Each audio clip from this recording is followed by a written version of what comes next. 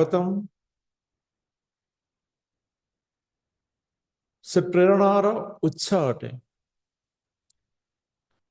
मनुष्य जीवन रे आनंद प्रदान कर देता है। किसी जन कहती जे भगवान मो पे किसी करूना मु दुखरे अच्छी किंतु भगवान से भगवान को पूजा करने भगवान ताको सुखरे रखी चंदी। ये हमर वास्तविक जीवन रे आसी थाई समस्त पाखे थरे अधे आमे कही था किंतु वास्तव रे केबे टिके जहाँ विषय कहूँ टे भितर को जाए भल भाव जदि आम देखा भल भाव जदि तर्जमा करवा तो भगवान समस्त को समान दृष्टि देखी। ये भी भगवान भगवत गीता कही भगवान केवे भी कहा को उच्च नीच भाव देखी ना। भगवान समस्त को समान दृष्टि देखी। आम जहाँ भी ही ये अमर कारण भगवान होती शुद्ध गुण रहित एवं ये जो विकार ये आमर शरीर रे आसी था। आम शरीर विकारटा को आत्मार विकार बोली ग्रहण करनौ किंतु वास्तव रे आत्मारे कौन विकार नहीं। एक कथा जितेबले मनुष्य दृढ़ीभूत करनिए एक कथा जितेबले मनुष्य स्थिर करनिए सेतेबेले तार जीवन रे किछि परिवर्तन आसी जाए। भगवत गीता भी कहा जाइतिला जे वास्तव रे मनुष्य जितेबले तार निजर परिचय को प्राप्त करनिए तार व्यवहार भी परिवर्तन हो जाए, वाक्य भी परिवर्तन हो जाए, आचार भी परिवर्तन हो जाए, सब किसी परिवर्तन हो जाए। ये आमे भी देखी थी जीवन में जिते बड़े आमे पिता कि माता कहूचे अन्य माने हमको पिता व माता बोली डाकुचंती से मानक प्रति आमर व्यवहार अलग। यदि किए हमको भाई भौणी डाकुचे आमर व्यवहार अलग। जदि किए हमको शिष्य बोली कहूचे तेबे आमर सेठे व्यवहार अलग। सांगसाथी पाखे व्यवहार अलग। तो व्यवहार आमर परिचय रही है।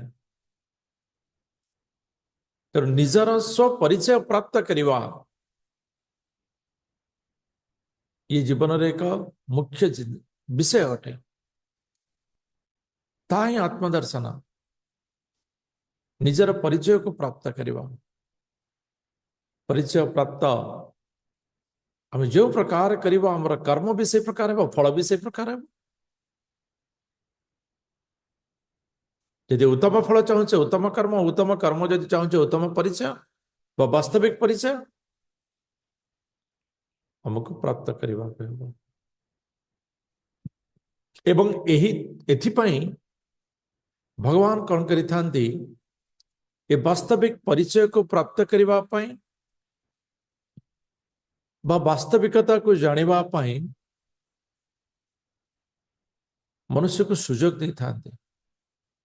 थरे अधे नहीं बहुत तरह सुजोग दे था। बहुत तरह सुजोग दे था किंतु मनुष्य बेले बेले पूर्व जन्मर कृत पाप हो विषय भोगर कारण रे हो अस्थिर मन हो से कौन करि थाए न भगवान विषय को जानी पारि न थाए ग्रहण करि पारि न थाए। किंतु भगवान बहुत तरह सुजोग देचंती जेतेबेले आमे प्रकृति में भगवान आशीर्वाद प्राप्त होगा एवं विषय को जानिबा पछकु टिके झांकी देखिबा भगवान हमको बहुत तरह सुजोग देते। तो ध्रुवंकर मध्य जीवन रे एक परिवर्तन एक सुजग समय आसी जाइए। ये भगवान आशीर्वाद प्रदत्त अटे। जेतेबेले ध्रुव पितांकर कोल को उठा चेष्टा करते सेतेबेले विमाता सुरुचि ईर्षायुक्त हुई देश परायण हुई से बारण करुचंती। गोटे माँ गोटे नारी नारीर हृदय सदाबले कोमल अटे किंतु ईर्षा द्वेष वास्तव में नारीर परिचय को मध्य परिवर्तन कर दउछि, वास्तविक गुण को मध्य परिवर्तन कर दउछि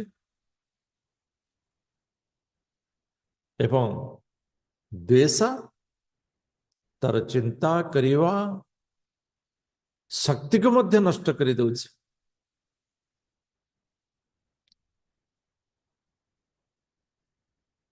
पितांकर कोल रे बसिबा ये किसी बड़ कथा नुहे, किसी क्षतिकारक नुहे,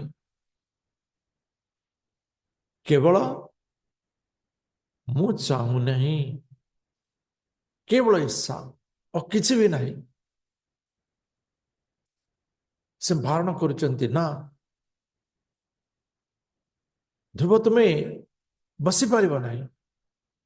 हाँ तुम्हें राजपुत्र न वत्स अनुप्रति दृष्टं भवान आरोड़ो महति न गृहीतो मया यत्त्वं कुख्यावपि नुपात्मक। तुम्हें राजपुत्र, ये ठीक कथा, किंतु तुम्हें तो मो गर्भरु जन्म ही ना। केवल राजपुत्र हेबा यार अर्थ नहीं तुम्हें राजांकर कोल रे बसी पारिबो। राजांकर कोल रे बसिबा पाई तुम्हें मोर पुत्र हेबा आवश्यक अटे। तेणु तुम्हें केवल स्वप्न रे भी भाव नहीं जे राजांकर कोल रे तुम्हें बसी पारिबो। यदि तुम्हें कोल रे बसिबार स्वप्न नहीं तेज राजसिंहासन बसिबार स्वप्न भी नहीं। तेणु ध्रुव तुम्हें ना राजांकर कोल रे आनंद प्राप्त करि परिबो ना राजसिंहासन तो बहुत दूर रे। जेहेतु तुम्हें मो गर्भरे जन्म लेना। ईर्षा गर्व मनुष्यर कर्तव्य कर्म करिवार चिंता को क्यों प्रकार दूषित करी देथाए। बाळोसी बत नामं आत्मनं अन्य स्त्री संभुतम नूनं वेद भवान यस्य दुर्लभर्थे मनोरथ। हे बालक तुम्हें जाने ना वास्तव में तुम्हें मो गर्भरु जात होना। तुम्हें अन्य गोटे स्त्री गर्भरु जात होइछ।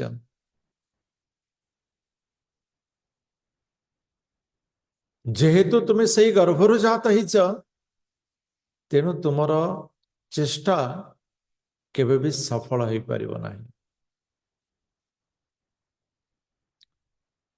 तेणु तुमर चेष्टा केबे भी सफल हो पारिबो नाही। एवं तुम्हें यह मन भी रख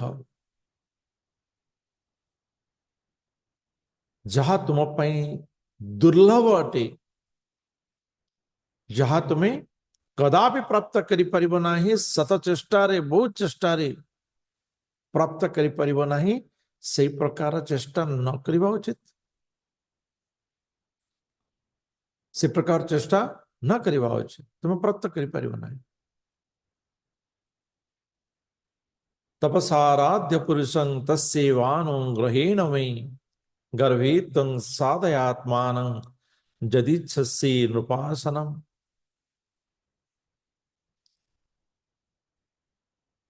ध्रुव जदि तुम्हें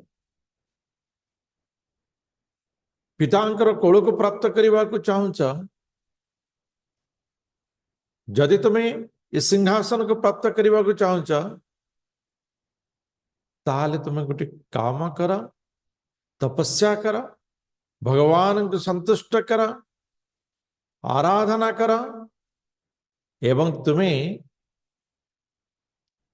मो गर्भरे जन्म हो। तो कहवा को गले विमाता ध्रुवंकर मृत्यु इच्छा कर गर्भरे जन्म परिवर्तन केते जिते मृत्यु ही है, नाले अन्यथा असंभव। तो कहवा को गले सुनीति यह कही गले जे ध्रुव तुम्हें ए जन्म रे यह को केवे प्राप्त करि परिबो नाही, पितांकर कोल को प्राप्त करि परिबो नाही, पितांकर स्नेह को प्राप्त करि परिबो नाही, सिंहासन प्राप्त करि परिबो नाही। सेथिपई तुमको पुनर्बार मोर गर्भरे जन्म नेबा को हेबो। यदि वास्तविक यदि चिंता करवा ये क्यों प्रकार आसुरिक स्वभाव कर्कशता वाक्य सुमधुर ये हूँ नारीर लक्षण,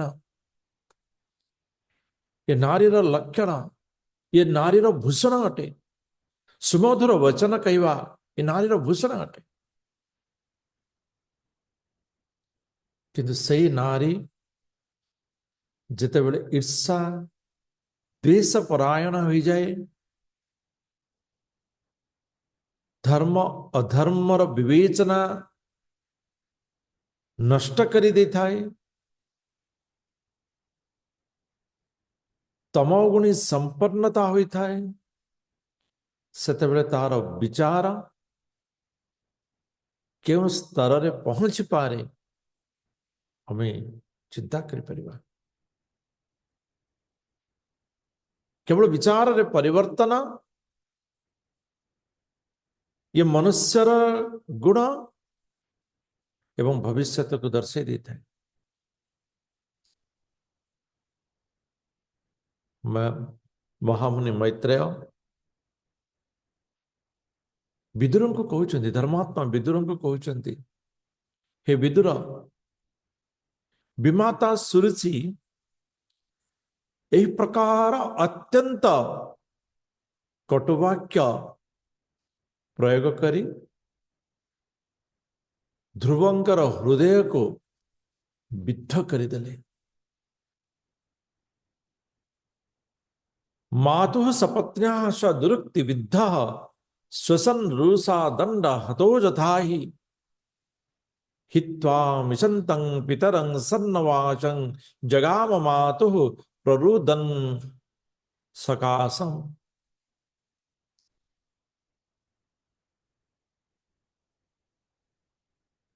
कोमलमती मात्र 5 वर्षर शिशु ध्रुव केवल पितांकर टिके स्नेह प्राप्त करने कोल बसवा योग्य हो पारुना, विमाता मना करुचंती, आकट करुचंती, पिता मध्य चुप अच्छंती। ये परिस्थिति ध्रुवंकर हृदय को विदारी दला, सते जमिति हृदय भितरे तीक्ष्ण सर भेद करिगला। विमातांकर कटुवाक्य ध्रुवंकर हृदय को सरविद्ध करि देछि।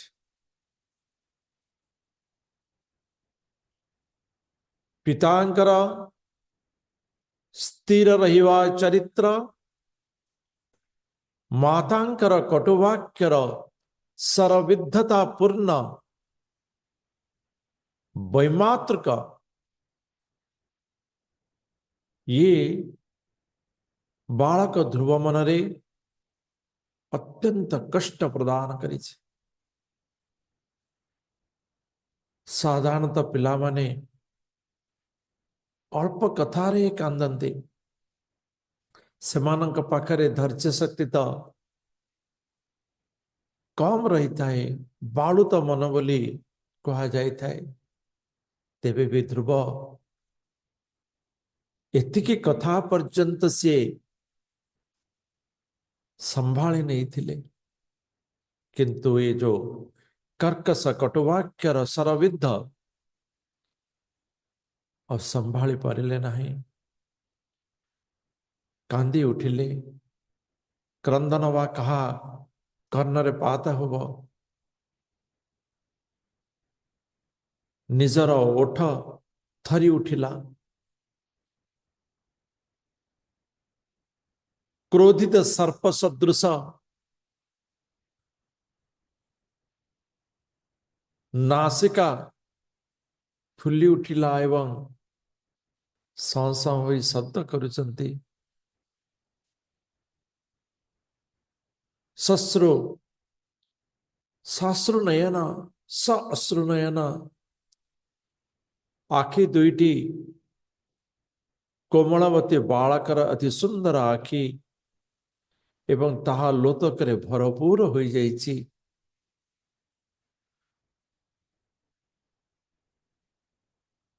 एवं पितांकर स्नेहरु मुक्त होई मुख तंकर चुप हो गला। ओठटी अधरटी दोहलिबा को लागिला, सते जेमिति बहुत किछि कहिदबा को चाहुछि, किंतु कहिबे बा काहाको, कहिबार सुनिबा बा किए। छोट बालक यही प्रकार सरविद्ध कठु कथा श्रवण करी छोट छोट पादरे चली चली आग को बढ़ीगले। निशम्य तत्पौर मुखा नितांतम सा दिव्य थी जद गदितं सपत्न्या।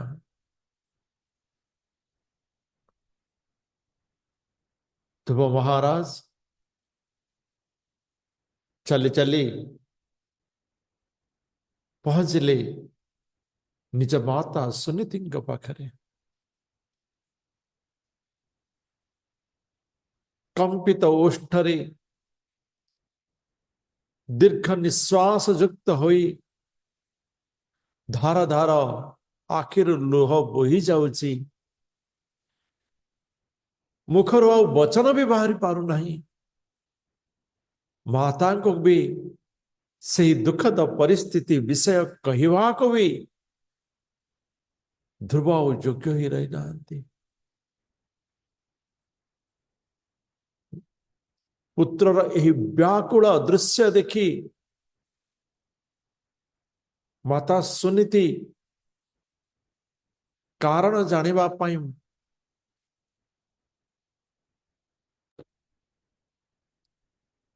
परिचारिका माने जो माने समस्त दृश्य को देखी चंती, से माने सुनीति को समस्त विषय वर्णना करी कहले। ध्रुवंकर शोकर कारण वर्णना करी कहले। सुनीति बुझी पारिले वास्तविकता कौन, कारण कौन एवं विषय कौन। सुसृज्य धैर्यं बिड़लाप शोक दावा निनादाव लदेव बाला वाक्यं सपत्न्याः स्मृति सरोजो श्रिया दृशा बाष्प कलाम वाह। ध्रुव माता सुनीति उभय धैर्य रही जाइछन्ते। परिस्थिति को सुनीति बुझी पारिଛନ୍ତି। विमाता तंकर पुत्र को कहिଛନ୍ତି तुम्हें यदि कोल को प्राप्त करिवार अछि तेबे मृत्यु ही पुनर्वार मो गर्भरे जन्म नेबाक पड़िबो। संतान तुल्य 5 वर्षर गोटे बालक को मृत्युर मृत्यु प्रदान करिवार जो दुख जो कष्ट ये निश्चित रूपे माता सुनीति को अतीव कष्ट प्रदान करिथिबो। अतीव कष्ट प्रदान करिथिबो। निजर पुत्र को आउ किए नुहे विमाता एवं पितांकर उपस्थिति से कहउचंती जे तुम्हें पुनर्बार मोर कोल जन्म नेबाक पड़िबो। ये प्रकार कथा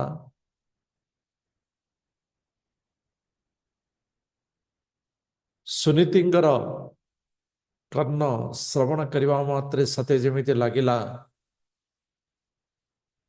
अग्नि भितरे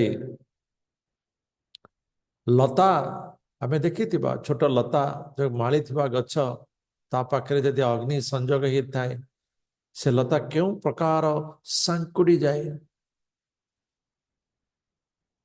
से क्यों प्रकार लही पड़ी थाए, भांगी पड़ी थाए।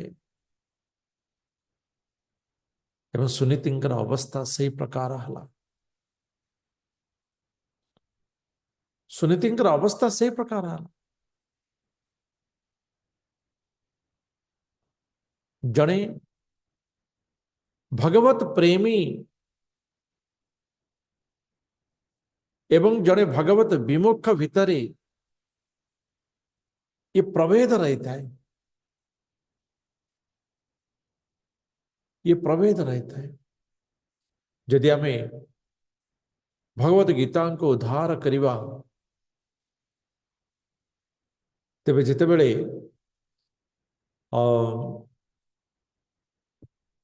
भगवान कहउचंती अर्जुन वास्तव रे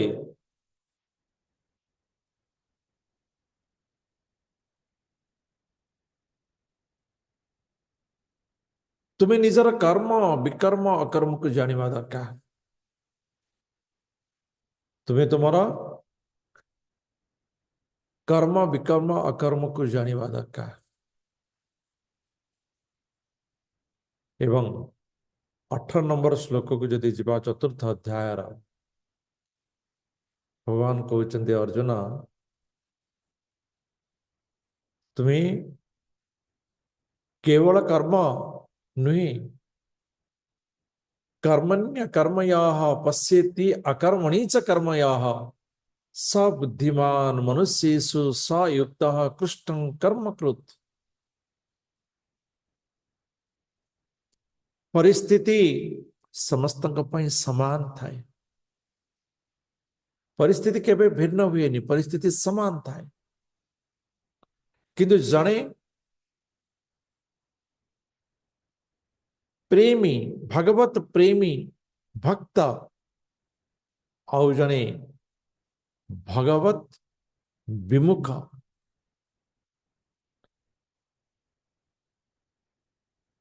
तार विचार रे परिवर्तन रहता है।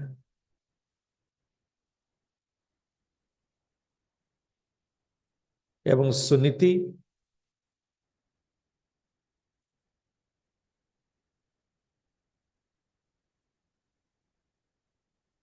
ध्रुवंकर एही प्रकार शोक एवं तांको कहा जाइथिबा जो वाक्य से वाक्य को स्मरण करी से सही वाक्य रही आशीर्वाद प्रदान करिदेले ध्रुवं को।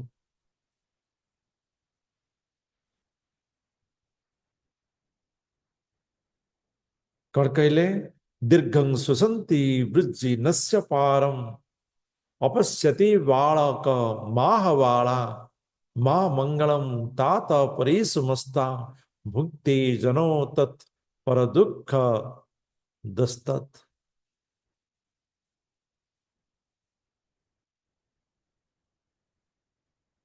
हृदय भितरे अशेष जंत्रणा को संरक्षण करी माता सुनीति बालकंकर बालक ध्रुवंकर मस्तकरे हाथटी रखिदेले। आनंदरे मन भितरे दुखर भार को संभाली पुत्र को स्नेह प्रदान करने पाई मुखरे किछि प्राकृतिक कृत्रिम ताको अवलंबन कले प्राकृतिकता कृत्रिमता को अवलंबन करी ध्रुव को कहउचंती बच्च पुत्र तुम्हें सेमानंकर अमंगल चिंता कर नहीं तुम्हें सेमानंकर अमंगल चिंता कर नहीं एवं अमंगल भावना भी करवा उचित नहीं कारण जे दुख दे थाए सी सही प्रकार दुख प्राप्त करि थाए जे दुख दे थाए सी सही प्रकार दुख प्राप्त करि थाए।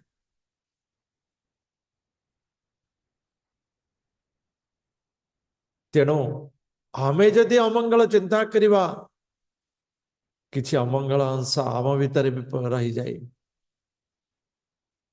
आमे जदि अन्यर अमंगल चिंता करिवा से अमंगल रे निजे भी भागीदार होगा पड़ी था।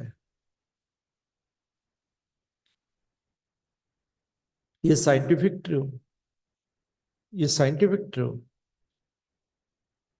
तार उदाहरण आपण भी परीक्षा कर देख पारे आपण जन को जदि भल पाऊना ताकू जदि सदा बेले घृणा करुचंती माने ताको मने पकाउचंती एवं आपण जहा को भगवान कहते ना तुम जहा को स्मरण कर से प्रकार भाव जाता है तुम्हें जदि शत्रु को बारंबार मन पकेब शत्रुर भाव भी तुम भीतर जागृत हो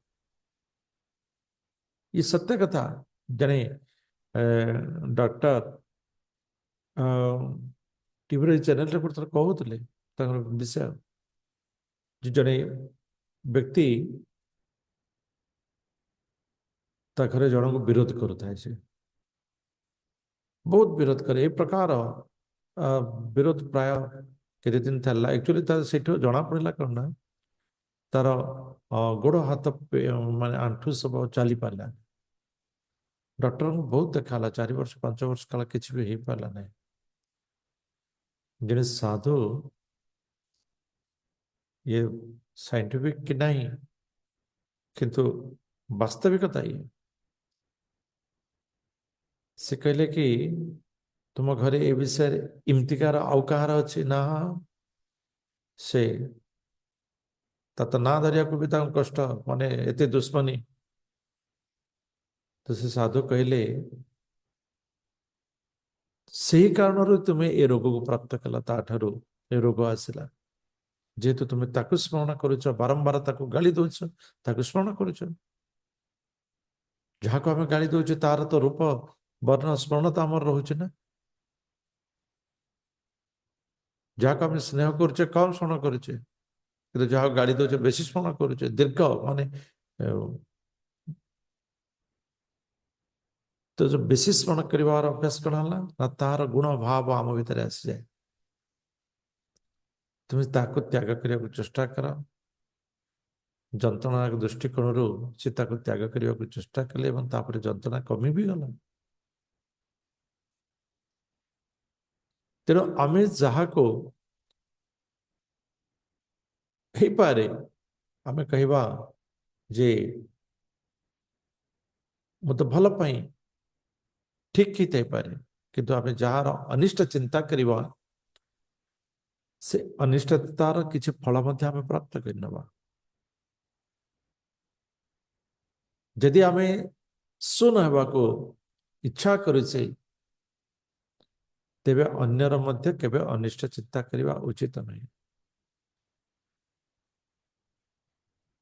अन्यर अनिष्ट चिंता करबा ये अनुचित अटे। ये माता सुनीति कहउछन ध्रुव को जी अन्यर अमंगल चिंता करि थाए तार मध्य अमंगल होता है। तेणु से तू दुख करवा ये अनुचित अटे एवं तू सेमान प्रति असंतुष्ट हेबा ये अनुचित अटे।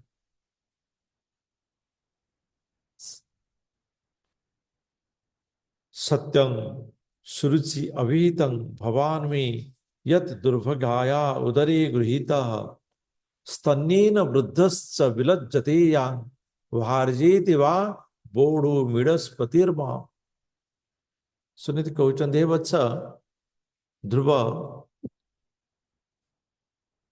तुम्हें ये हतभागिनी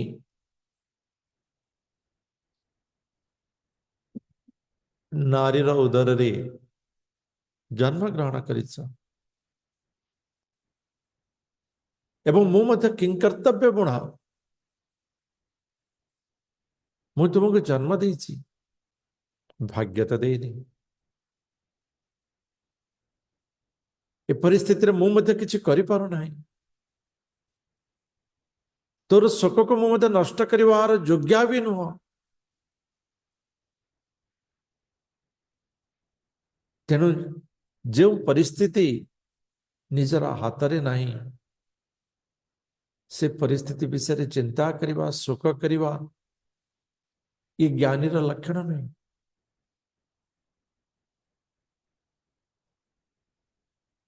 तेणु तुम्हें तो ये हतभागिनी गर्भर जन्म नहीं ये हतभागिनी रुधिर परिणत दुग्धपान करी तुम्हें वास्तविक अवस्था को प्राप्त करिछ बड़ा होइछ।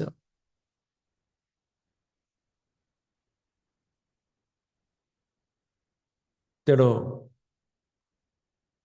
तुम पाई ए परिस्थिति आज एथिपाई आसिला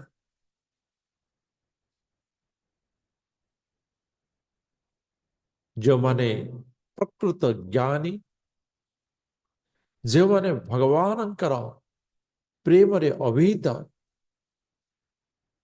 से माने शत्रुर अभिशाप को मध्य आशीर्वाद कर दे थांते। शत्रुर अभिशाप को मध्य आशीर्वाद कर देता। ये भगवत महिमा अटे। ये भगवत महिमा अटे। शत्रु जे रहिबे नि ता नहीं जे भगवान शरणागत से शत्रुर अभिशाप मध्य आशीर्वाद रूपे प्राप्त करिब। तेणु सुनीति कहउछन्ति ध्रुव को जे सुरुचि जहा कहिछन्ति सत्य कहिछन्ति तो तांको पर क्रोध हेबार आवश्यक नहीं। वास्तव में तुमर पिता मते स्त्री रूप में स्वीकार करूना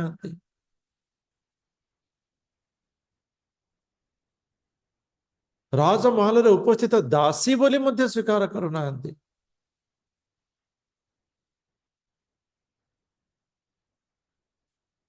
तेणु मु हूँ हतभागिनी एवं तू हेउछु से हतभागिनी स्तन्यपान करिथिबा हतभागिनी गर्भरु जन्म होइथिबा पुत्र तुहेको स्वीकार करबा कहबो।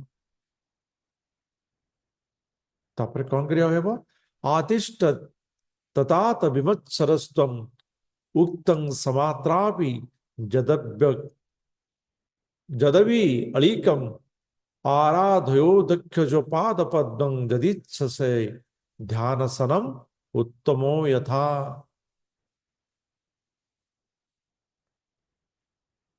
वत्स ध्रुव क्रोध कर नहीं। वास्तव में सुरुचि जहाँ कहते ये सत्य कथा कहते, ये सत्य कथा कहते। हाँ,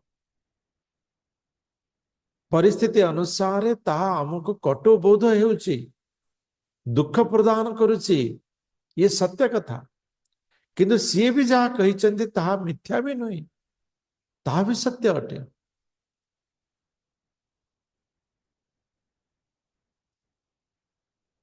तुमरा सान सान भाई बा तुमरा साबत भाई जाको कहती,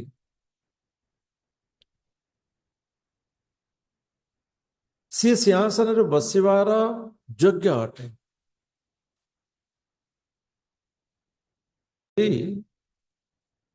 बच्चा ध्रुव, तुम्हें भी सिंहासन रे बसिबा को चाहुच, पितांक कोल रे बसिबा को चाहुच, तेबे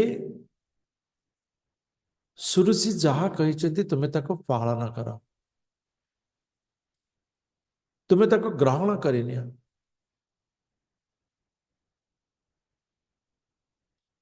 एवं केवल ग्रहण नुहे, ताको परिणति रे प्राप्त करिबा, ताको परिणति प्रदान करिबा,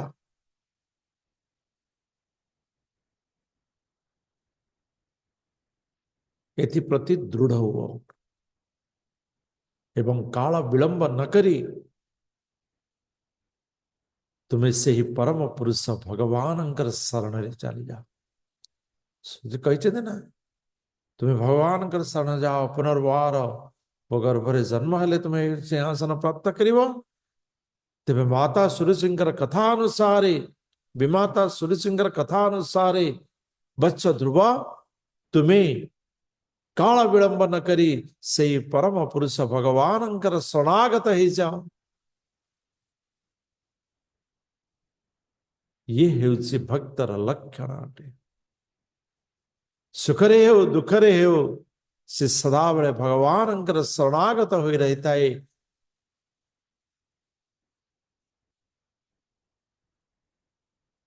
दुख शोक समय रे शरणागत हेबा, ये हेउछि ज्ञानीर लक्षण। अर्जुन भी सेया करते। एवं माता सुरुचि मध्य ध्रुव को से उपदेश दौरान, जस्याग्रि पद्मं परिचर्य विश्व विभावनायात गुणाभिपते अयोधि अतिष्ठ खड़ोपारमेष्ट्यम पदं जितात्मा सुसनाभिवंद्यम। सुनीति कहते, हे बच्च ध्रुव, परमेश्वर भगवान से महान अटंती, से महान अटंती। तुमर प्रपितामह ब्रह्मा जेहेतु ये उतान पादंकर पुत्र एवं उतान पादंकर पिता होइचंती मनु, तेबे ध्रुवंकर पितामह होइचंती मनु एवं प्रपितामह होइचंती मनुंकर पिता ब्रह्मा स्वयं। तेणु माता ध्रुवं को कहउचंती तुमर प्रपितामह ब्रह्मा से भगवान पाद पद्म को आराधना करी ये ब्रह्मांड सृष्टि रचना करिचंती। एवं भगवान पाद पद्म भगवान आराधना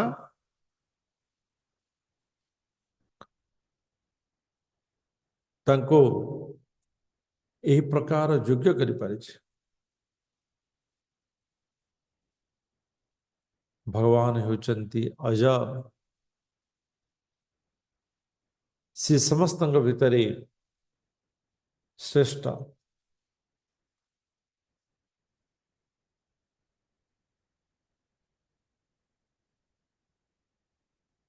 एवं से भगवान कृपारे ब्रह्मा एते बड़ सृष्टि रचनार जो पद प्राप्त करि परिचंते।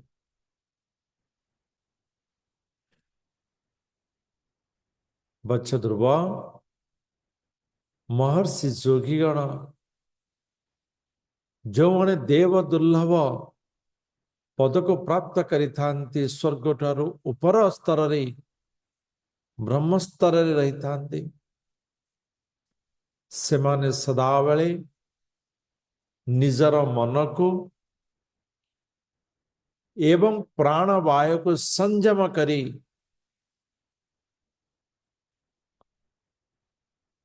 सदा सर्वदा भगवान स्मरण रे रत रहिथांते। भगवान स्मरण रे रत रहिथांते तथा मनोभो भगवान पितामहो जमेक मत्या पुरु दक्षिणैर्मुखे ही इष्टा विपदे दुर्वाप दुर्वापम दुर्वापमन्यते भौमं सुखं दिव्य मथापवर्ग्यम।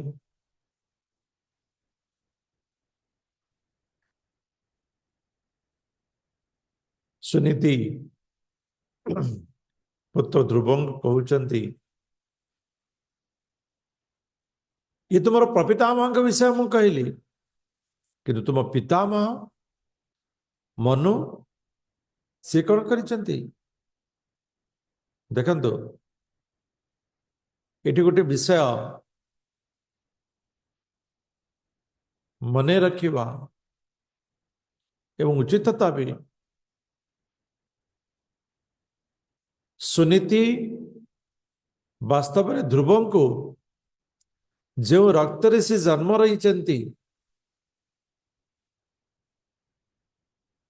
से उतान पादंकर पूर्व पुरुष गाथा बखाणुचंती।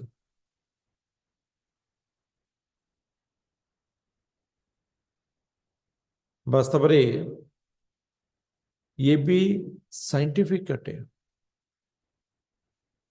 जेहेतु से वंशरे से रक्तर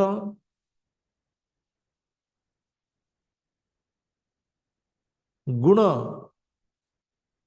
ध्रुवंक निकटरे प्रवाहित हेउची एवं सही प्रकार गुण संपन्न व्यक्ति मानकर जदि कथा को जदि मने पकई दिया जाए तेबे ता भितरे थिबा रक्त रे जो गुण रही से गुण तेजियान हवार संभावना सर्वाधिक अटे।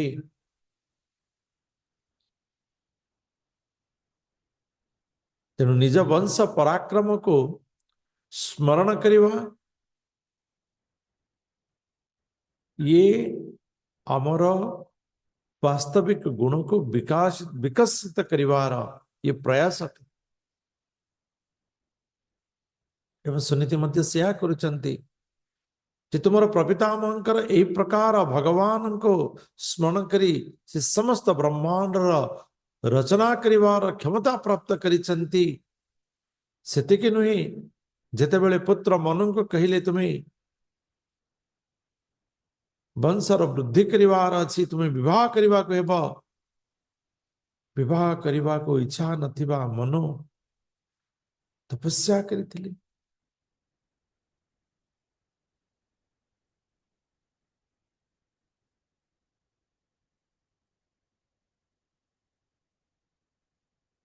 एवं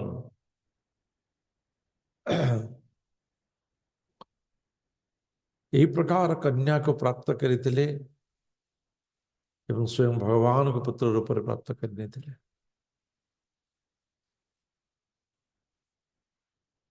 तो वास्तव रे एकाग्र चित्तरे भगवान को आराधना करी मनु मध्य तंकर कर्तव्य व भौतिक कर्तव्य को संपादन करि पारिथिले एवं उत्तम भाव रे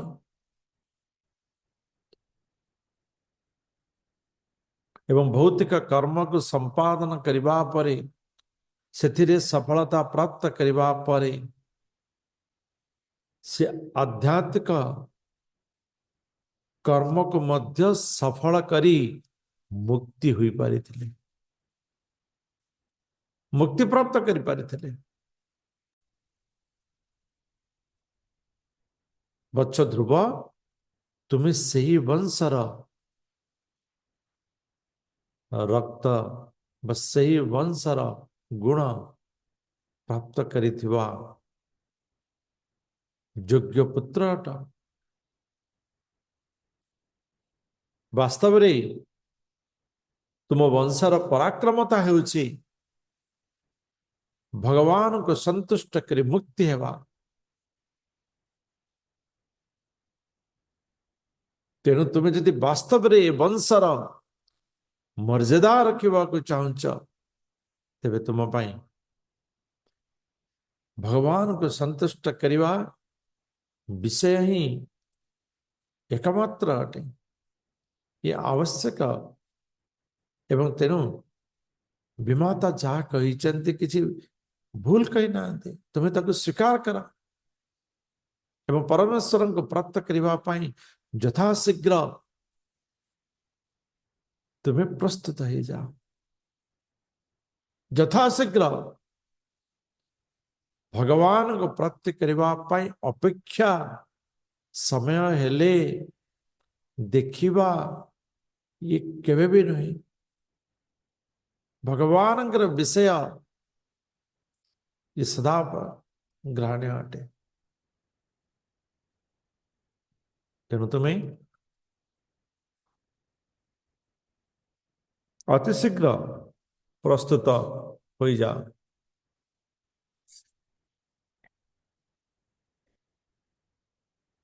तमेव वत्सा श्रेयभूत्य वत्सलम मुमुक्षवी मृग्य पदाम्न पद्धतिम अनन्य भावे निज धर्म भाविते मनस्य वस्ताप्य भजस्व पुरुष। हे वत्स ध्रुव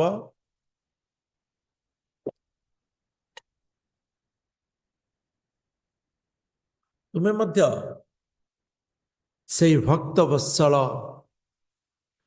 भगवान शरणागत हो जाओ। से भगवान चरण रे तुम्हें आश्रित हो जाओ। दुख आसिले भगवान शरणागत हेबा ये ज्ञानी लक्षण।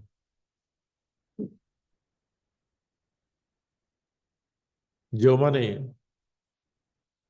जन्म मृत्यु चक्र रो मुक्त हेबा पाई इच्छा करि थांते, वास्तव रे से माने निज स्वरूपर स्थिति मैं आगुरी कहली निज स्वरूप कौन आमर स्वरूप कौन आम हेले वास्तव रे आत्मा। खोल माने जमती कि आम ड्रेस पिंधुचे सरटा गोटे से ड्रेस आज अच्छी महिला हेले सरला परिवर्तन हो चिरीगले सरला परिवर्तन हो। किंतु वास्तव रे आमर निजर परिचय होचे आत्मा। जो माने जन्म मृत्यु चक्र मुक्ति हेबा को चाहि थांती से माने निज स्वरूप अर्थात आत्मार स्वरूप स्थित रही थांती। आत्मार स्वरूप स्थित रही थांती एवं निजर मन को आत्मारे स्थिर रखी थांती।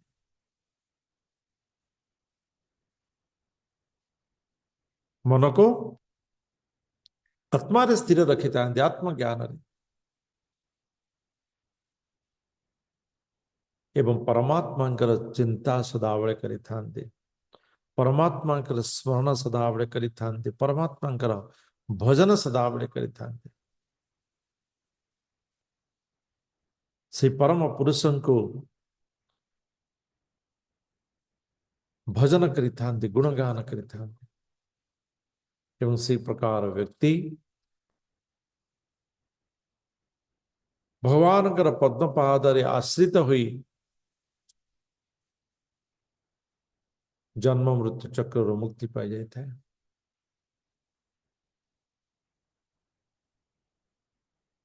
बच्च ध्रुव, तुम्हें निजर धर्म को पालन कर एवं हृदय रे से परम पुरुष भगवान को धारण कर, स्थापन कर। गोटे मुहूर्त भी नष्ट कर नहीं जीवन रा, गोटे मुहूर्त भी नष्ट कर नहीं जीवन रा। तुम्हें यथा शीघ्र भगवान शरणागत हो जा, तुम्हें यथा शीघ्र भगवान शरणागत हो जा। तेणु भगवान कृष्ण अर्जुन को कहते जे अर्जुन जं जं भाव स्वं भाव त्यजतन्ते कलीवरम तं तमे वैति कौन्तेय सदा तद्भाव भाविता। जे जो प्रकार भावना करी मृत्यु ग्रहण करी थाए से सही प्रकार स्वरूप को प्राप्त करेनी।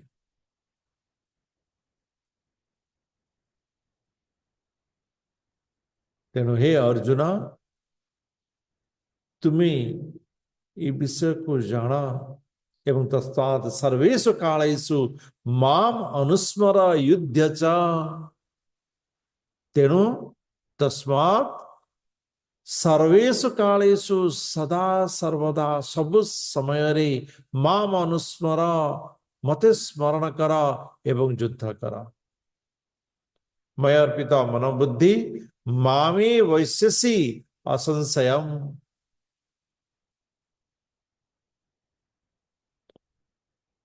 तुम्हारा मन एवं बुद्धि को मो ठारे समर्पण कर दिया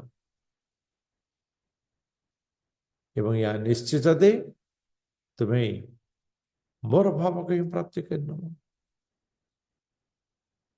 तुम्हें मोर भाव को प्राप्ति करना एथिरे तिरे मात्र संदेह नहीं। एवं से जिनस आज माता सुनीति ध्रुव को कहते जे तुम्हें भगवान शरणागत काल विलंब न करी तुम्हें भगवान शरणागत हो जा। तो वास्तव रे ध्रुव कौन करिसंती आमे आसंता काली ताको जानिबा।